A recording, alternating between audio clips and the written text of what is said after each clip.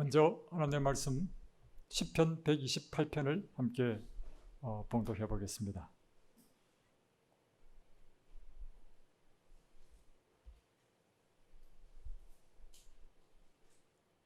시편 128편입니다.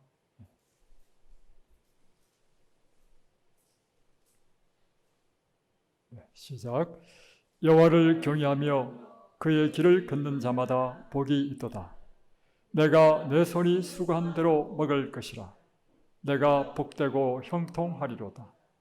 내 집 안방에 있는 내 아내는 결실한 포도나무 같으며 내 식탁에 둘러앉은 자식들은 어린 감람나무 같으리로다. 여호와를 경외하는 자는 이같이 복을 얻으리로다. 여호와께서 시온에서 내게 복을 주실지어다. 너는 평생에 예루살렘의 번영을 보며 내 자식의 자식을 볼지어다. 이스라엘에게 평강이 있을지어다. 아멘. 안식 후 3일 동안 평안하셨습니까? 저희들이 이제 코로나로 인하여 비대면 예배가 전국으로 실시되면서 우리 마음에 좀 염려가 되는 것이 있습니다. 무엇인가 하면 이 예배를 소홀히 하는 그런 경향이 있지 않는가, 또 우리의 믿음은 점점 식어지지 않는가, 이런 마음의 염려가 있습니다. 그래서 저는 특별히 이 시간 여러분에게 이것을 요청하는데, 이 예배에 우리 대면이든 비대면이든 진접 뉴스타트 교회의 모든 성도들은 이 예배에 함께 참여하는 이런 참여의 표시로 지금 우리 패트릭이 올렸죠? 우리 단체 카톡을 한번 보십시다. 예, 단체 카톡에 이미 벌써 이화선, 존칭을 생략합니다. 한태구, 김춘혜, 오하경, 정영균, 예, 이렇게 계속 올리고 있는데요. 여기 계신 분들도 다 함께 올려주시고, 또 방송으로 참여하시는 분들도 다 함께 올려주시기 바랍니다. 그래서 우리가 함께 이 예배에 참여한다는 것을 나타내시면 좋겠습니다. 예. 예. 연합은 참 아름다운 것입니다. 방송으로 이 설교를 듣는 분들이 전국적으로 그렇게 많지는 않지만 그래도 꽤 되는 것 같습니다. 그래서 그분들 가운데 이런 요청을 하시는 분들이 가끔 있습니다. 문자나 전화를 해서 목사님, 이번에는 이런 주제로 설교를 해 주십시오. 그래서 제가 화요일 설교할 때마다 그런 요청을 받아서 설교를 하는 경우가 많이 있습니다. 몇 달 전에, 한 2달 됐나요? 한 분이, 또 우리 교회는 아니고 우리 교회 설교를 아주 요청하시는, 이분은 화요일, 금요일, 안식일, 새벽기도까지 다 들으시는 분이십니다. 이분이 저에게 요청하기를, 목사님, 제 조카가 지금 결혼 상대자가 생겼는데 결혼에 대해서 좀 설교를 해 주십시오. 그러면 이것을 내 조카와 결혼할 대상자에게 보내서 듣도록 하겠다는 것입니다. 근데 제가 그 말을 듣고 좀 난감했습니다. 왜냐하면 그분이 저를 너무 능력 있는 목사로 생각하시는가 봐요. 저렇게 요청한 데서 다 할 수 있는 건 아니거든요. 그래서 고민을 많이 했습니다. 많이 하다가 최근에 제가 좀 준비를 했고 오늘 특별히 그 설교를 하려고 합니다. 꽤 오래전의 일입니다. 안식일 예배를 마치고 저와 제 큰딸이 함께 안식일 오후에 공원을 산책하게 되었습니다. 근데 제 큰딸이 제게 이렇게 묻는 겁니다. 아빠, 어떤 남자와 결혼해야 돼요? 그래서 제가 결혼은 말이야 하면서 또 좀 일장연설을 한 기억이 납니다. 그런데 또 둘째 딸이요, 어느 날 학교 갔다 오더니만 제 처에게, 엄마, 이렇게 다급하게 하겠어요. 엄마, 내 친구가 말이야, 남자친구로부터 사랑 고백을 받았대. 근데 나는 뭐야?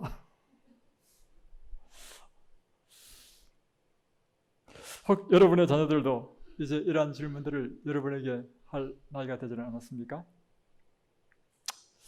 자녀를 가진 부모들은 한결같이 우리 자녀들이 정말 행복하기를 원할 것입니다.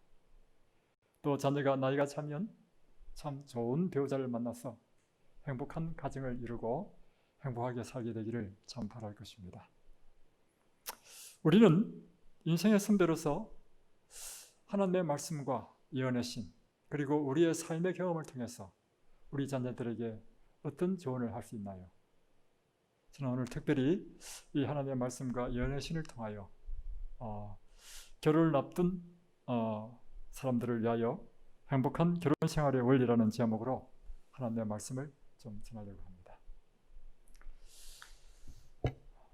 가정은 하나님께서 이 세상을 창조하실 때 맨 먼저 하나님께서 만드신 제도 중에 하나인 것입니다.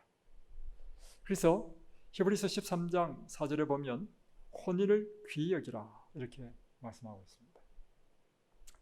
그래서 이 세상을 창조할 때부터 하나님께서는 처음 만드신 것이 이 결혼 제도와 가정 제도를 만드셨고, 또한 예수님께서 하나님이신 그분이 인간으로 오신 예수님께서 이 땅에 오셔서 첫 번째 한 이적이 가나의 혼인잔치 결혼식에서 이적을 향한 것이 첫 번째 이적이었습니다. 그래서 하나님께서는 이 결혼을 굉장히 귀하게 여기신다는 것이죠. 건드없는 가정에 보면 이런 말씀이 있습니다. 결혼은 인류의 순결과 행복을 수호하며 또한 사람의 사교적 필요를 공급하고 육체적, 지적, 도덕적 본질을 향상시키기 위하여 하나님께서 정하신 방법이다. 이 결혼은 두 남녀가 만남으로 인류의 순결과 행복을 수호하는 일을 한다. 사람의 사교적 필요를 공급한다.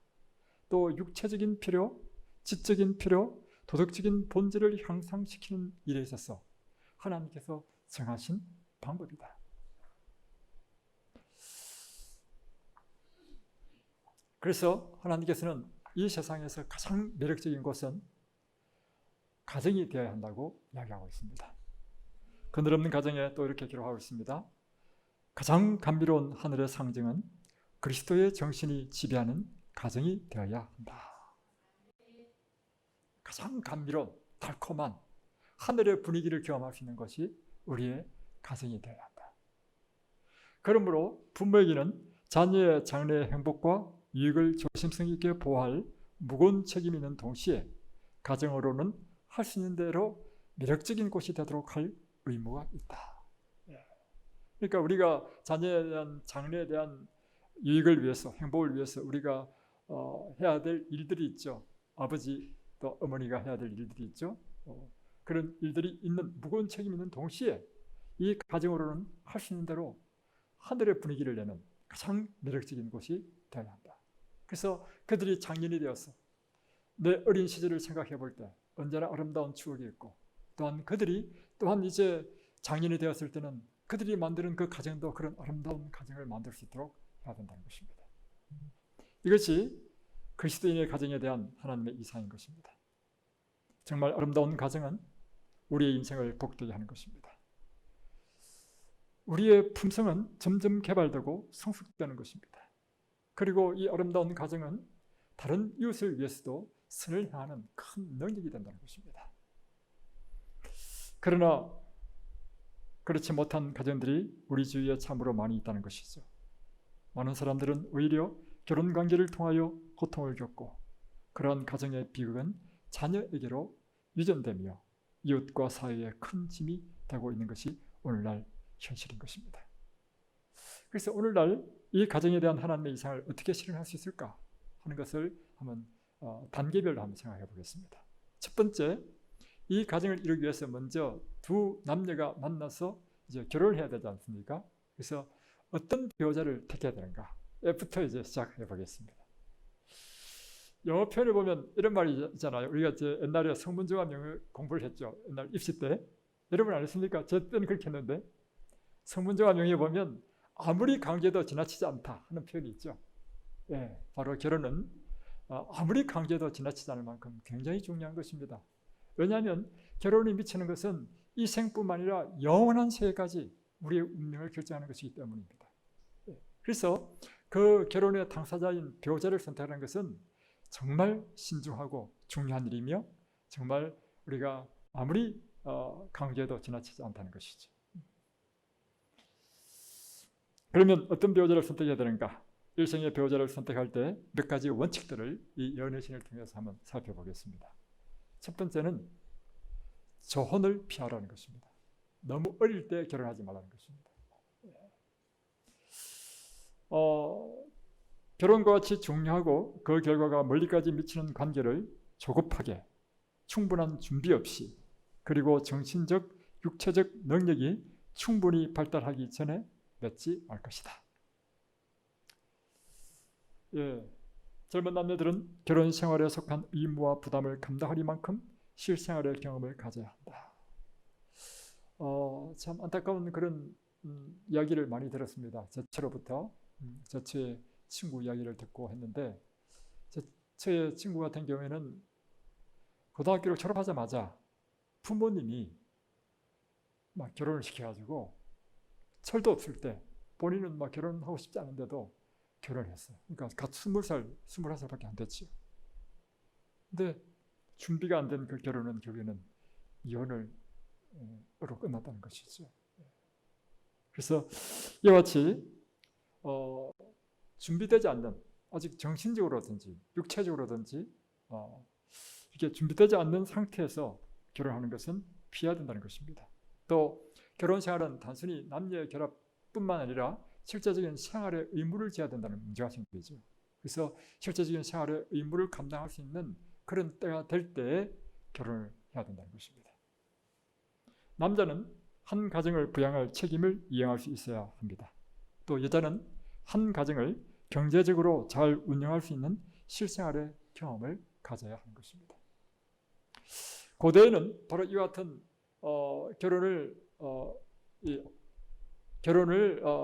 실패하지 않는 결혼을 위해서 만든 제도가 있는데 그것이 바로 결혼 지참금 제도였습니다. 그것은 결혼을 할 신랑이 그 신부의 장인에게 일정한 돈을 주든지 아니면 일정한 기간 동안 장인을 위해서 육체적인 봉사를 하는 그런 제도였죠. 그래서 장인이 자기 딸을 맡길 수 있는지 그와 같은 경제적인 능력이 있는지 성실한지 그의 품성은 어떤지를 먼저 시험해보고 다음에 이제 그런 확신이 있을 때 딸을 준다는 것이죠. 그래서 이 결혼 지참금 제도는 사실은 아주 좋은 제도인 것 같아요. 오늘날은 그게 없지만 부지와 선지자 189페이지는 이런 말씀이 있습니다. 이제 야곱이 그의 아내 라헬을 얻기 위해서 그의 외삼촌 라반에게 결혼 지참금 대신에 7년 동안 봉사를 하도록 요청했잖아요. 그래서 또 사기를 당해서 또 7년을 더 하고 이런 재미있는 이야기가 나오는데 그 제도에 대해서 결혼 지참금 제도에 대해서 기록된 것입니다. 고대 습관은 라반의 경우에서처럼 비록 남용되는 일이 때때로 있을지라도 좋은 결과들을 가져왔다. 구혼자가 그의 신부를 얻기 위하여 봉사라는 요구를 받았을 때 조급한 결혼을 방지하고 가족의 생계를 유지할 그의 능력과 동시에 그의 애정의 깊이를 시험해 볼 기회가 있었다. 이게 금방 확 피었다 꺼져버리는 이런 것인지 아니면 정말 그 깊이가 깊은 것인지를 시험해 볼 기회가 있다는 것이죠. 오늘날 우리의 시대에는 이와 반대되는 길을 따라가므로 많은 악들이 결과로 생긴다. 결혼하기 전에 서로의 습관과 성질을 알 기회가 거의 없으며 일상생활에 관해서는 저희가 결혼 서약을 하기까지 사실상 알지 못하는 경우가 흔히 있다.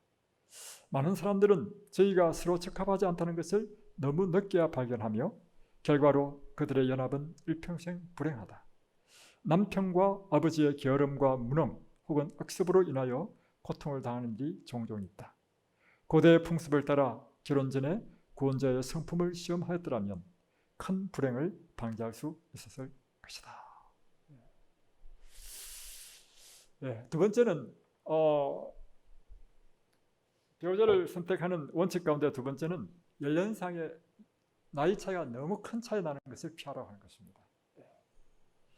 왜냐하면 배우자는요 살아보신 분 다 아시겠지만 이 세상에 가장 친한 인생의 동반자이고 친구가 되는 것입니다. 그래서 서로 이 대화의 대상이 되어야 되는 거예요. 정신적인 연령이 맞아야 되는 것입니다. 그러나 너무 나이가 차이가 나가지고 이 정신적인 연령의 차이가 있을 경우에는 곤란하다는 것이죠. 그래서 대부분의 남자들이 이 나이 어린 신부를 택하는 이유가 무엇인가 하면 귀엽다는 거예요. 사랑스럽다는 것입니다. 그렇죠? 그러니까 그러나 이것은 여기서 말하는 연애신에서는 그것을 피하라고 하는 것이죠. 그래서 이제 사실은 젊었을 때는 막 전기가 손만 닿아도 막 전기가 통하잖아요, 그죠? 그러나 세월이 점점 지나면서 이제 인생에 그야말로 동반자가 되는 거죠. 그리고 가장 좋은 친구요, 지자요, 또 후원자요. 그래서 그런 관계로 점점 바뀌는데 그러기에는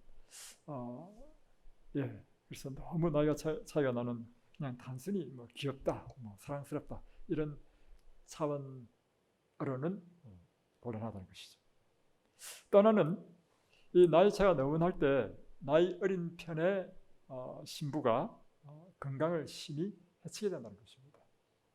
또 하나는 그 자녀를 낳았을 때 그 자녀가 어렸을 때 부모의 돌봄을 받을 때 한편이 너무 나이가 많아가지고 돌봄을 받지 못하는 그런 것. 예를 들면 저희 집도 젊었을 때 이제 결혼해가지고 첫아들 낳았을 때는요 얼마나 열심히 놀아주는지 모릅니다. 날마다 놀아주고 이러다가 셋째 딱 나니까 셋째부터는 완전히 막 자다가 침대에서 떨어져도 관심이 없어. 그래서 이게 또 힘이 딸리니까 말이죠. 힘이 딸리니까 같이 놀아주는 것도 힘들더라고. 그래서 그런 의미에서 나이가 너무 많을 때 자녀를 낳는 것은 좀 곤란하고, 또 하나는 이제 또 자녀가 참전 청년기 때 정말 부모의 이 조언이 필요하고 사랑이 필요한 그때에 일찍 부모님이 돌아가실 경우에도 문제가 된다는 것이죠. 그래서 너무 조언을 하지 마시라 이렇게 권하고 있습니다. 또 세 번째는 배우자를 선택할 때의 원칙 중에 하나는 아주 중요한 원칙인데요. 배우자가 갖고 있는 재산보다 더 중요한 것은 건강이라는 것입니다. 그래서 건강한 건강의 축복을 가지고 있는지. 제가 분당에서 이제 목회할 때요, 참 재밌는 것을 발견했습니다. 분당에서는 결혼할 때요, 전 처음 알았습니다. 건강 진단서를 떠가지고 서로 주더라고요. 근데 왜 제가 그걸 알았냐면, 결혼하기 위해서 여자가 건강 진단을 딱 뗐는데 건강 진단을 해보니까 폐암인 거예요. 그래서 우리 세미나에 온 거예요. 그래서 이야기를 상담을 해보니까 어떻게 알았냐 해보니까 결혼하기 위해서 건강 진단을 딱 뗐는데 그때 폐암이라는 걸 밝혀졌다는 것이죠. 그래서 참 아주 인상적으로 제가 보게 됐는데, 그래서 또 우리 일본에 계신 우리 목사님 계시는데 그 부인이 암으로 돌아가셨어요. 돌아가셨는데 나이는 젊으시고 또 목회를 하셔야 되고 해서 재혼을 이제 하셔야 될 형편이 되었습니다. 그때 제가 어떻게 소개 좀 해주려고, 사람은 없지만 해주려고 하니까 이분이 저한테 요청하는 게 있었어요. 저는요, 제 부인 아픈 거는 너무 힘들었습니다. 그래서 첫 번째는 건강한 사람을 좀 이렇게 저한테 요청하는 걸 들었어요.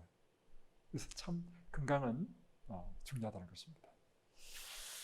다음에 네 번째는 아주 중요한 것인데, 배우자를 선택할 때요, 그 배우자의 성품이 아주 중요하다는 것입니다. 특별히 좋은 품성을 소유한 자를 택해야 된다는 것입니다. 우리의 결혼이 점점 세월이 깊어가면 깊어갈수록 그 관계가 더욱더 좋은 관계로 깊어지는 것은요, 품성에 달려있는 것입니다.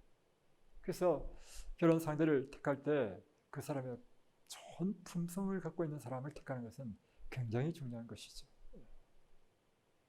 뜨거운 사랑은 과학자들이 뇌를 실험해 보니까 서로 사랑에 빠질 때 뇌 가운데 한 부분이 빨간 불이 들어온대요. 그래서 이때는요, 막 콩깍지가 씌어가지고 막 앞이 안 보인다는 겁니다. 근데 이게 한 6개월 정도 가면 이게 벗겨지거나 아주 많이 가는 사람이 1년 6개월까지 간답니다. 근데 그때가 언제냐면 이제 아이를 임신할 때인 거예요. 그러니까 기가 막히게 하나님께서 그렇게 만드셨어. 또 임신해서 애 낳으면서 또 애한테 또 이제 정신을 쏟도록 이렇게 하신 거죠. 이제 1년 6개월 이제 사랑이 그 불이 꺼진 다음에 어떻게 할 거냐 이거죠. 그때부터는요, 우리의 사랑이 감정적인 사랑에서부터 의지적인 사랑으로 바뀌어야 되는 것입니다. 의지적인 사랑이란 무엇인가? 이제는 감정에 지배되는 것이 아니라 원칙에 지배된 사랑을 해야 된다는 것이죠. 동화 속의 신데렐라는 왕자와 결혼함으로 해피엔딩으로 끝나버립니다. 그러나 여러분, 실제로 우리의 삶은 그렇지 않습니다. 이제 드디어 왕자를 만나서 결혼하면서부터 진짜 인생이 시작되는 거예요. 그때부터 시작되는 거예요. 그죠? 그러니까 우리는 항상 동화책 읽으면서 그냥 결혼했더라, 행복하게 결혼했더라, 끝나. 그러나 더 큰 문제는 그 다음부터가 더 큰 문제예요. 그죠? 예. 그래서 연애시는 이렇게 표현되어 있습니다. 순결하고 거룩한 애정은 감정이 아니라 원칙이다. 다시 한 번 더, 순결하고 거룩한 애정은 감정이 아니고 원칙이다. 결혼의 행복은 피차에 갖는 동정, 사랑, 예모의 개발 여부에 달려있다. 그러니까 이 말은 뭐냐면 결혼의 지속적인 행복은 서로가 그냥 감정적으로 좋은 것에 의존하는 것은 얼마 못 간다는 거예요. 그러니까 우리의 피차가 갖는 이 서로를 동정하고 사랑하고 이 예모를 지키는 것, 이것을 개발하는 것에 달렸다는 것입니다. 그러니까 사랑은 개발해야 된다는 것입니다.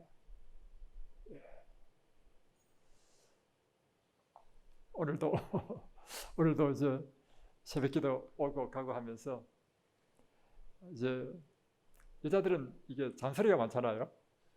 때로는 그 잔소리가 별로 좀 안 좋을 때도 있습니다. 감정적으로. 그럴 때마다 제가 어떻게 하지 않습니까? 지금부터는 나는 내가 아니고 예수님이야. 예수님은 어떤 말로 하더라도 다 받아주셨어. 그러니까 어떤 말로 하더라도 다 받아줘. 요즘 그걸 개발했습니다. 그래서 우리 끊임없이요, 우리가 서로 사랑하고 동정하고 또 예물을 지켜야 돼. 참 중요한 것입니다. 또한 인생의 과정에는 언제나 순경만 있는 것이 아니고 역경도 맞이하게 되는 것입니다. 인생의 시험과 시련을 당할 때 쉽게 좌절하거나 인생의 부담을 회피하지 않고 꿋꿋하게 참고 견뎌나가는 용기, 또 어려울 때 서로를 격려하고 용기를 줄 수 있는 이 자질, 이것이 곧 좋은 품성이라는 것입니다. 그냥 약간만 잘 안 되면 막 짜증내고 막 조급하고 막 화내고 이런 사람은 결혼 대상으로 좀 고려해 보시고. 그러니까 사람은 언제 그 본성이 드러나냐면 어려울 때 딱 드러난다. 어려울 때, 위기를 당할 때, 그때 정말 화를 낼 수밖에 없는 그 상황 속에서도 인내하는가, 그리고 절망할 수밖에 없는 그 상황 속에서도 낙담하지 않고 용기를 갖고 꿋꿋이 참고 인내하는가. 이럴 때 그 사람은 정말 좋은 품성의 소유자다 이거죠. 이런 사람을 배우자로 택하라. 젊은 여자는 어떤 남자를 배우자로 택해야 되는가? 이게 그 행복한 가정 만들기, 요즘 책 제목이 바뀌었죠. 그 책에 보면 이렇게 나와 있습니다.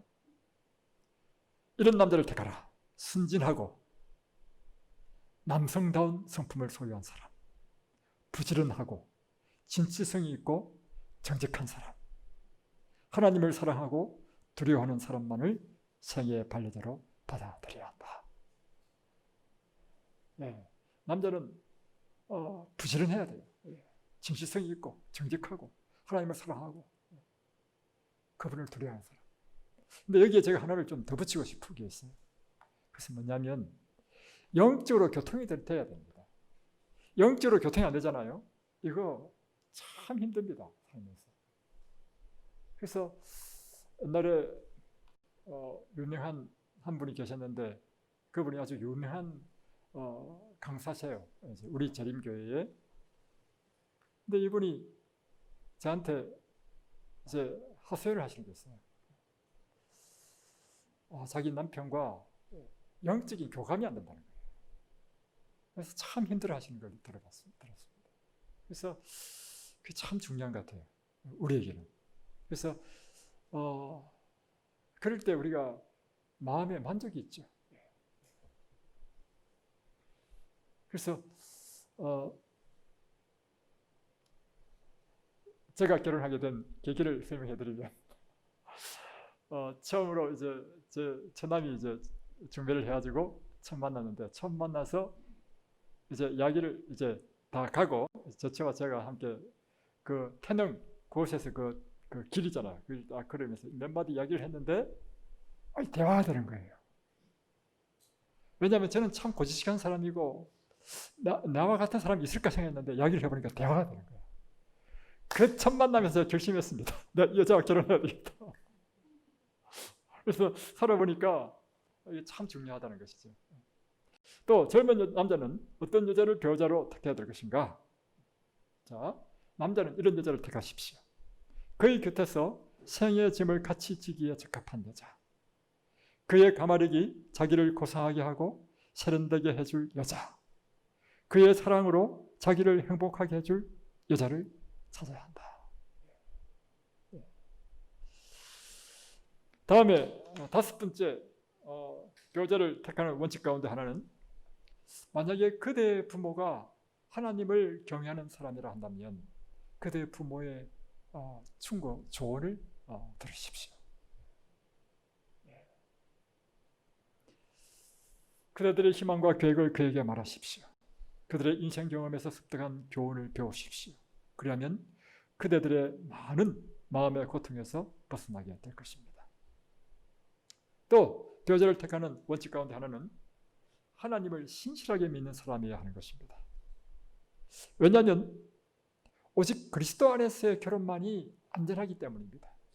그리고 영원한 결혼이 될 수 있기 때문입니다.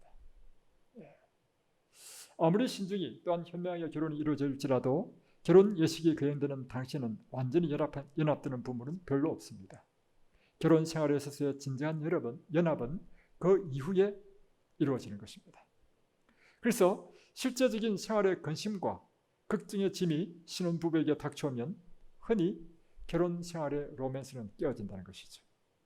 남편과 아내는 그들이 전에 가졌던 교제에서 깨달을 수 없었던 피차의 성격을 알게 되고, 때때로 그들은 피차에 생각지 못했던 서로의 단점들을 보게 된다는 것이죠.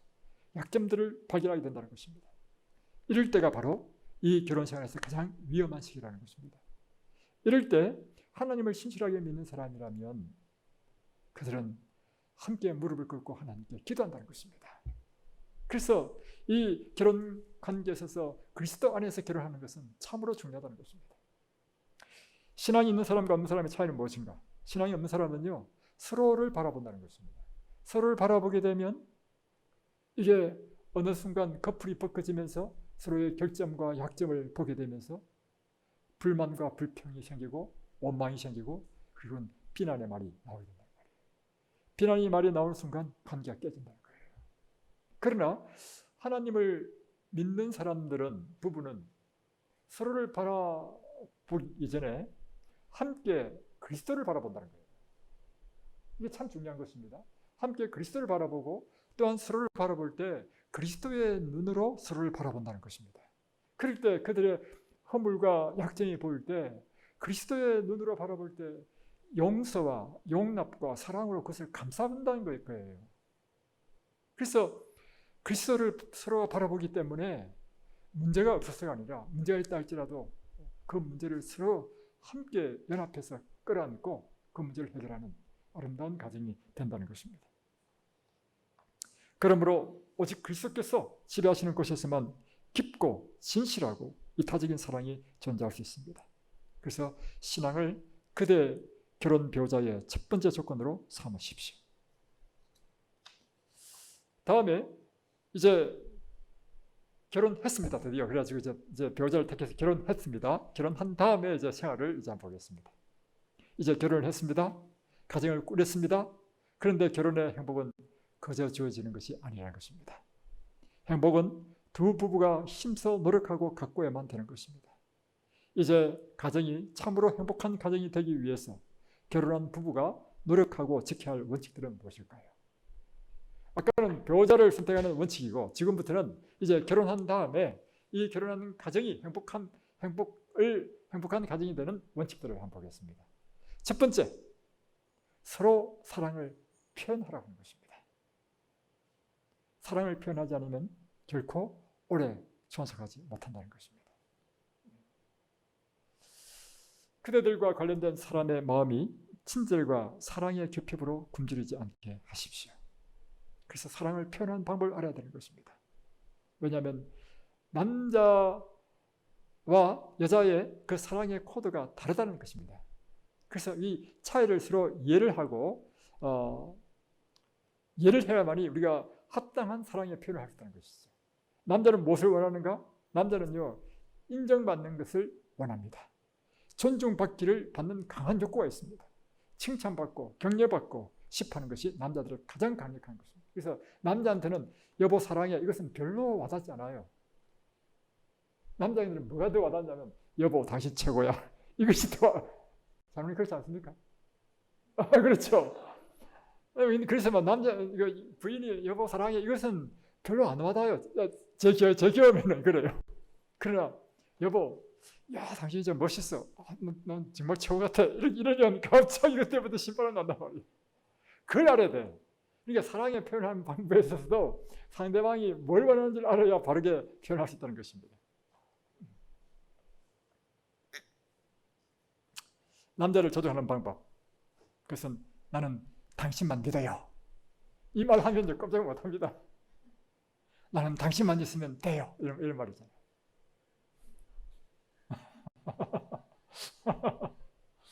그래서 남자는요, 자기를 인정해주는 사람을 위하여 목숨을 바칩니다. 여자는요, 자기를 사랑하는 사람을 위하여 목숨을 바치고요, 남자는요, 자기를 인정해주는 사람을 위해서 목숨을 바칩니다. 그래서 여자는 염려, 배려, 관심을 가져다 줄 때 아주 사랑을 느낀다는 거예요. 이것이 여성의 사랑의 코드인 것입니다. 제가 이걸 잘 못해. 항상 이거 핀트가 안 맞아, 우리 집에서는. 여자는 자기를 사랑해주는 사람을 위해서 목숨을 거는데 여자의 가장 이상적인 남자는 누구냐면 자상한 남자가 가장 이상적인, 배려적인 남자. 이것이 가장 이상적인 남자입니다. 그런데 문제는 이 배려적인 남자의 문제점이 있습니다. 모든 여자에게 다 자상하고 배려적이면 이게 문제가 생긴다는 거예요. 그래서 배려적이고 자상한 것도 배우자에게만 딱 그렇게 해야 돼. 그런데 대부분 그렇지 않죠. 그래서 이게 그런 남자를 오히려 조심해야 됩니다. 남자는 시각적이고 후각적입니다. 그래서 같이 데이트하고 가는데도 불구하고 예쁜 여자가 가면요, 자기도 모르게 고개가 딱 돌아갑니다. 그러면 막 쿡 찌르잖아요. 근데 이거는 본능이라요, 본능. 그리고 남자는 이 향기, 이 후각, 향기에 아주 민감해요. 그래서 향수는 여자를 위해서 개발된 것입니다. 그래서 이것을 이해하시고 특별히 결혼하고 난 이후에도 이제 결혼했으니까 그때부터 무장해제돼가지고 아줌마 스타일로 돌아가시면 안 되고 항상 단정하고. 그래서 이렇게 하기 위해서는요, 여자는 남자보다 항상 30분 일찍 일어나야 됩니다. 30분 일찍 일어나서 뭘 하라고요? 그래서 실제적으로 제가 재밌는 이야기를 들었는데 한 분은 진짜로요, 항상 이 부인은 아침에 남편이 일어나 보면 항상 화장을 해 있는, 그거 되기 참 힘든데 그런 이야기 들었어요. 대단한 분이죠. 뭐 그렇게까지는 우리가 요구하지 않는다 할지라도 최소한 최소한 30분은 먼저 일어나서. 두 번째, 그래서 이런 말이 있습니다. 다음에 또 여자는 무엇에 반응을 하느냐면 청각적이고 촉각적이라는 것입니다. 그래서 언제나 여자는 남자가 사랑한다는 말을 계속해서 반복해서 해주길 원한다는 거죠. 그래서 최소한 하루에 3번은 사랑한다고 속삭여주라. 또 손을 잡아주고 만져주고 안아주라고 하는 것입니다. 그럴 때 여자는 사랑을 느낀다는 것이죠. 링컨은 말하기를 남자는 40이 되면 자기 얼굴에 책임을 져야 했습니다. 그런데 여자의 얼굴은 남자가 만든다는 사실을 우리는 이해를 해야 됩니다. 여자의 얼굴을 누가 만든다고요? 네. 그래서 여자의 얼굴은 남자 책임입니다. 다음에 두 번째, 이제 결혼하고 난 이후에 부부가 해야 될 일은 뭐냐면 서로에게 최선을 다해야 되는 것입니다. 부부는 어느 한편은 행복한데 다른 한편은 불행하다는 것은 있을 수 없는 것입니다. 남편은 행복한데 부인은 불행하다. 부인은 행복한데 남편이 행복하다. 이게 있을 수 없다는 것입니다. 둘 중 한쪽이 불행하면 다른 쪽도 불행해지고 둘 다 행복해지든지 둘 다 불행해지든지 그 길밖에 없는 것입니다. 그렇다면 그들은 당신의 배우자를 행복하게 해주십시오. 그러면 당신도 행복해질 것입니다. 비록 곤란과 어려움과 실망이 있을지라도 남편과 아내 중에 어느 한편에서 그들의 결혼이 잘못되었거나 실패라는 생각을 결코 품지 마십시오. 그것을 말로 표현하면 절대 안 됩니다. 그리고 결코 비난의 말을 하지 마십시오. 그것은 관계를 깨트리는 가장 첫 번째 주범인 것입니다. 그래서 피차 간에 할 수 있는 대로 최선을 다해야 되는 것입니다. 모든 면에 있어서 생애의 투정에 피차 용기를 주고 피차 행복을 정진시킬 것을 함께 연구하고 서로 사랑하고 서로 참고, 그래서 이 결혼이 사랑의 끝이 되는 것이 아니고 사랑의 오히려 시작이 될 수 있도록 하라. 그래서 저희 부부가 하는 게 있는데요. 새벽기도 마치잖아요. 마치면 집에 딱 가면 동네를 한 바퀴 돕니다. 한 바퀴 삥 돌면 그 아침 운동인데 보통 한 1시간 정도 걸려요. 그러니까 끝나자마자 삥 돌고 와서 아침을 먹는데 동네 돌 때 어떻게 돌았냐? 제 부부가요, 손을 꼭 잡고 돕니다. 그래서 온 동네 사람들이 다 알아. 그래서 이렇게 하는 이유는 무엇인가 하면 끊임없이 우리가 노력하고 개발해야 된다는 것입니다. 다음에 세 번째는 부부의 비밀을 지키라고 하는 것입니다. 모든 가정의 주위에는 결코 침범당해서는 안 되는 신성한 영역이 있다는 것입니다. 어떤 다른 사람도 이 부부의 영역으로 들어올 권리가 없다는 것입니다. 남편과 아내는 자기들에게만 속한 비밀을 다른 사람들과 나누는 일이 없어야 한다는 것입니다. 자, 이제 자녀를 낳았습니다. 이제 드디어 결혼해가지고 가정을 만들었고 이제 자녀를 낳았습니다. 자녀를 낳아서 이제 어머니의 자질과 이제 아버지의 자질을 또 한번 또 보겠습니다. 이제 어머니가 되었습니다. 드디어 이제 배우자를 택했고 결혼했고 애를 낳았습니다. 드디어 이제 여자는 어머니가 되고 남자는 아버지가 되었습니다. 어머니의 자질. 자녀가 태어납니다. 아내는 이제 어머니가 되고 남편은 이제 아버지가 됩니다. 자녀는 부모에 의해서 교육받습니다. 가정은 어린이의 최초의 학교입니다. 이곳에서 자녀는 부모를 통하여 존경, 순종, 공경 및 자제에 대한 것들을 배우게 됩니다. 그러므로 이 가정교육의 가마는 이제 자녀들을 통하여 이 사회의 선이나 악에 대하여 결정적인 영향을 나타나게 되는 것입니다.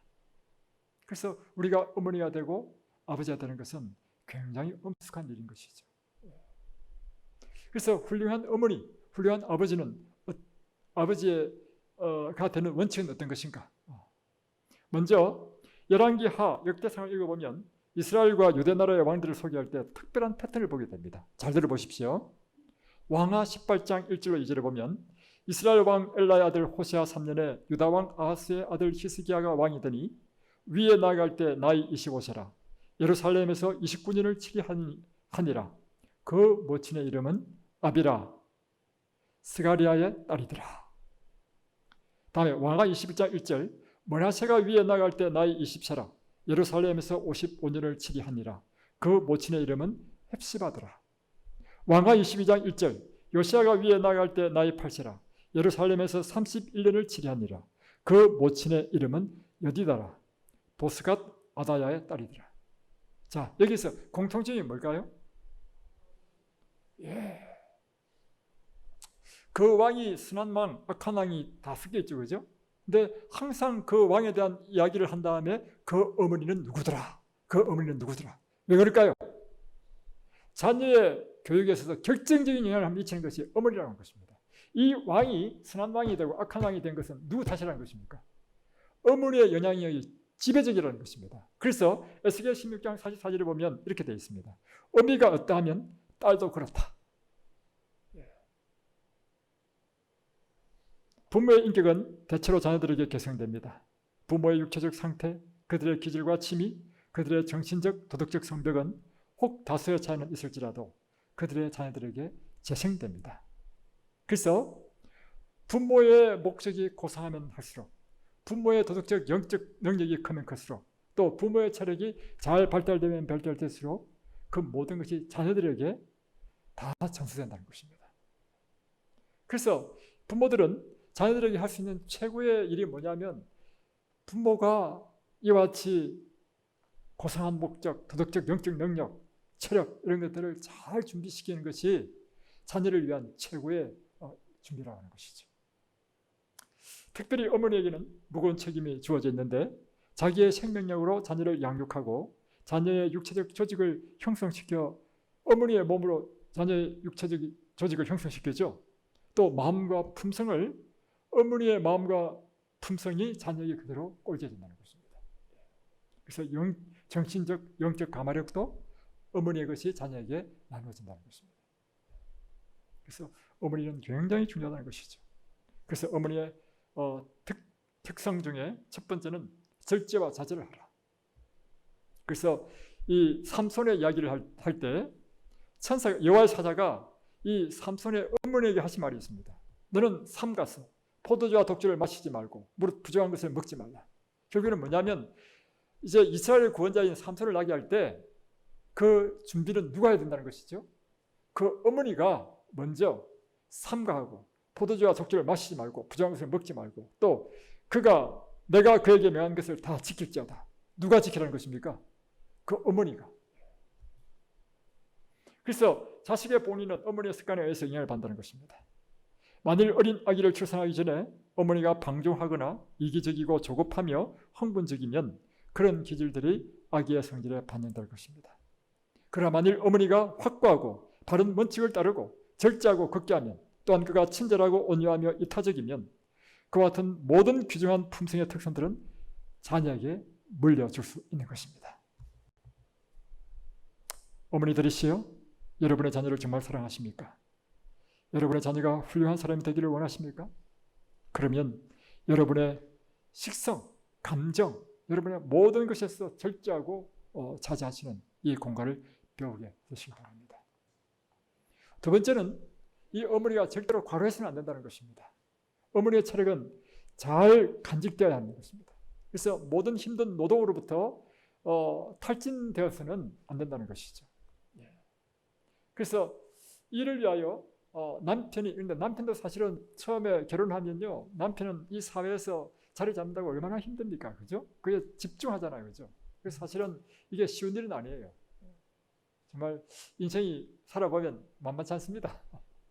그럼에도 불구하고 이런 힘든 과정 속에서도 우리가 이것을 이해하고 아내의 그 체력을 보호하기 위해서 우리가 돕고 하는 일을 해야 된다는 것이죠. 그래서 아내가 가사노동으로 그의 시간과 정력이 다 빼앗겨서는 안 된다. 아내가 해야 될 것은 남편과 자녀의 친구가 되어야 되기 때문에 지적 수준이 같아야 된다는 거예요. 그래서 책도 읽고 독서도 하고 이게 필요하다는 것입니다. 그러기 위해서는 해야 될 일이 뭐냐면 문명의 이기를 사용해서 가능한 한 체력을 아낄 수 있도록 해야 된다. 세탁기 또 뭡니까? 하여튼 등등 이런 것들을 잘 해서 다음에 아내의 특징 가운데 가장 중요한 것이 있는데 그것은 쾌활한 성격입니다. 아내란 뜻이 뭐냐면 아내의 해라고 하는 것입니다. 집안의 태양과 같은 존재가 아내란 뜻입니다. 그래서 이 아내의 특질의 제일 중요한 것은 뭐냐면 쾌활하고 만족하고 행복한 기질을 개발하는 것입니다. 바로 이 쾌활한 정신은 그의 가족들의 행복을 정진시키고 그 자신의 건강을 매우 훌륭하게 만들어주기 때문입니다. 이 일에 남편의 적극적인 협조가 필요하다는 것입니다. 남편은 동정과 변함없는 애정으로 그의 아내를 도와줘야 합니다. 그래서 그의 아내의 마음이 언제나 상쾌하고 즐겁게 해줘야만이 아내가 집안에서 무엇이 돼요? 아내가 될 수 있는 것입니다. 남편이 아내에게 스트레스 주고 하면 아내가 아내가 될 수 없는 것이죠. 그래서 남편은 언제나 친절과 부드러운 예의로 아내에게 큰 용기를 주는 사람이 되어야 된다. 그런데 제가 이렇게 이야기하지만요, 사실 저도 부끄럽습니다. 그러나 우리가 이 같은 원칙을 이해하고 끊임없이 이 원칙을 따라서 우리가 배우는 것은 참 중요한 것이라고 할 수 있는 것입니다. 다 정리하고 이제 아버지의 책임하고 마치겠습니다. 어머니가 안해, 집안에 하라고 한다면 아버지는 허즈밴드입니다. 다시 말하면 하우스밴드. 모든 가족을 묶는 띠라고 하는 것이죠. 그래서 아버지는 그 가정의 머리예요. 그리고 입법자입니다. 그래서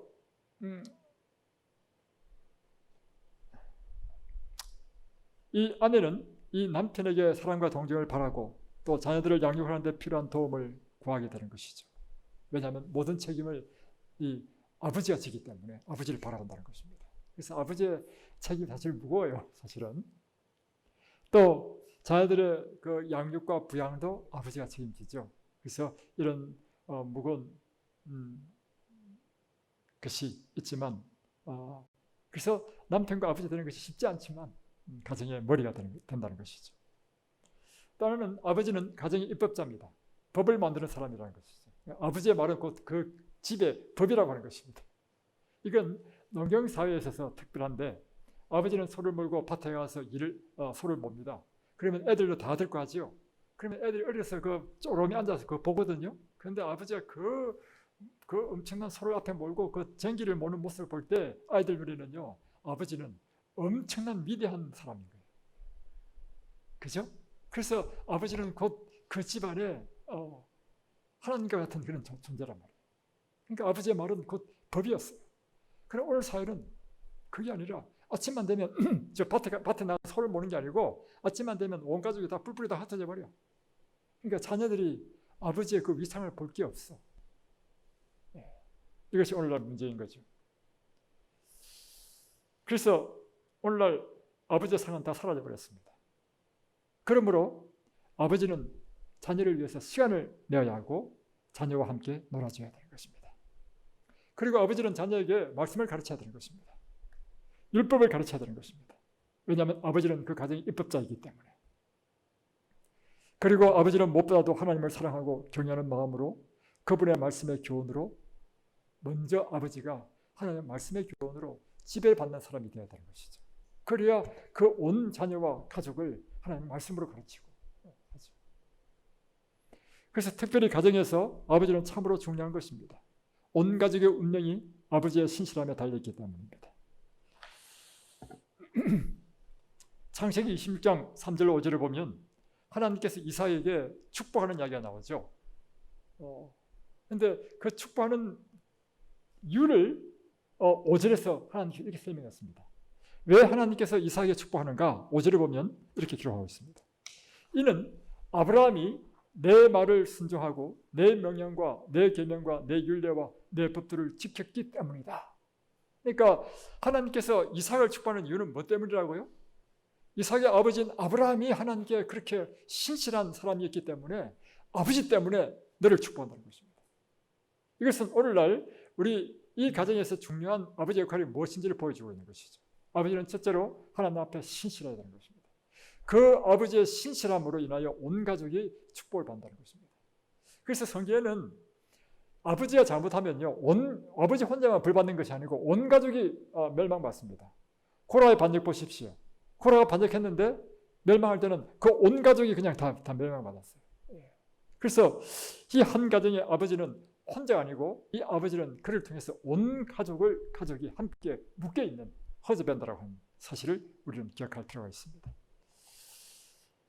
이제 마지막으로 아버지는 가족들에게 끈기와 성실, 정직, 인내, 용기, 근면, 실제적 유용성 같은 엄격한 미덕들을 가르치고 강조해야 된다는 것이죠.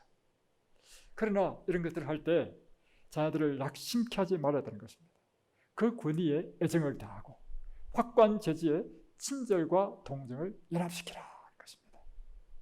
그래서 그 자녀들과 함께 시간을 내어서 친해지고 그들과 함께 활동하고 그들의 운동에 동참하고 그 자녀의 신뢰를 얻어라.